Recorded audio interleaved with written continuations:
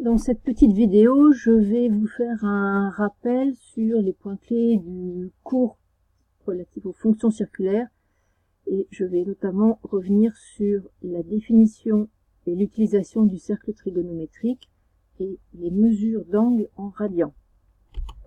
Ce qui correspond aux points clés que vous trouverez en première et ou en deuxième page du chapitre que j'ai rassemblé sur cette diapo ici.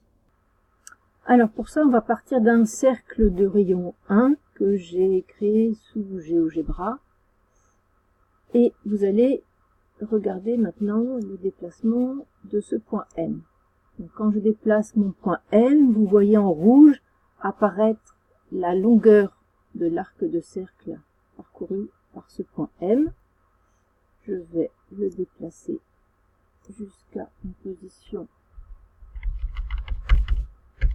où la longueur de l'arc de cercle est égale à 1.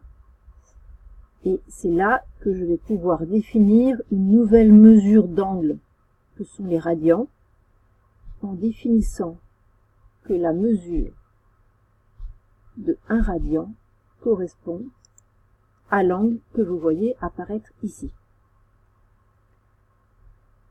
Donc 1 radian sur ce cercle de rayon 1 correspond à la position du point M, où la longueur de l'arc de cercle est égale à 1. Alors, si je continue à déplacer sur le cercle mon point M, vous pouvez voir que la longueur de l'arc de cercle, qui s'affiche en rouge, et la valeur et la mesure de l'angle associé s'affiche également en rouge en radian. Vous voyez que ces deux valeurs sont égales. Si j'amène mon point M jusqu'à la position particulière, qui est la suivante, le demi-cercle, on constate que la longueur de l'arc de cercle est égale à 3,14, de même que la mesure de l'angle radian. Donc 3,14, vous reconnaissez la valeur de pi, qui est ici arrondie par GeoGebra. Donc vous retrouvez bien la formule que vous connaissez pour le périmètre d'un cercle. Le périmètre d'un cercle, c'est 2 fois pi fois r. Ici, le rayon de notre cercle est 1.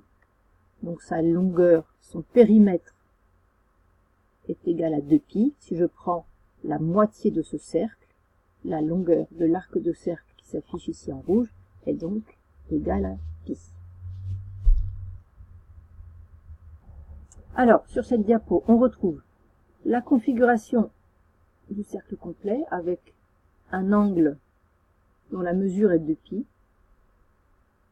Quand on parcourt les 360 degrés ici sur ce cercle.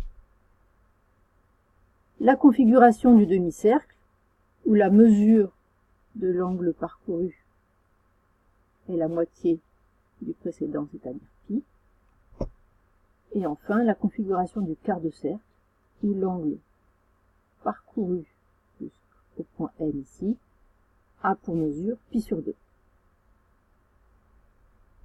Si l'angle est moins pi sur 2, alors le déplacement du point M se fera dans le sens opposé, c'est-à-dire le déplacement va se faire comme ça, dans le sens des aiguilles d'une montre, c'est-à-dire contraire au sens direct du cercle trigonométrique qui est orienté. Alors dans ce tableau, vous retrouvez donc les correspondances classiques entre une mesure d'angle en degrés et la mesure du même angle en radians. Pour 360 degrés, équivalence pi sur 2.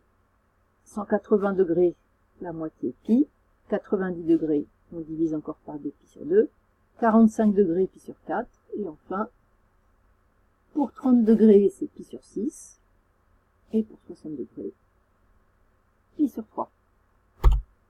Alors, si on connaît une mesure d'angle B en degrés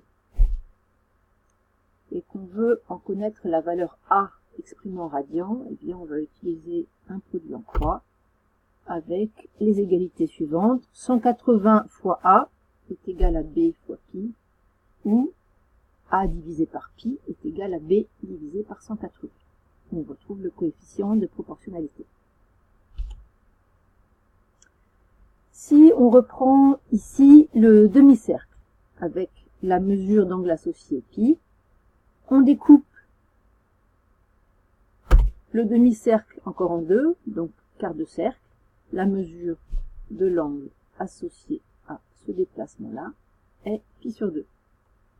Maintenant, si je découpe encore ce premier quart de cercle en deux, je vais avoir un déplacement qui correspond à la moitié de la mesure de l'angle précédent, c'est-à-dire à pi sur 4.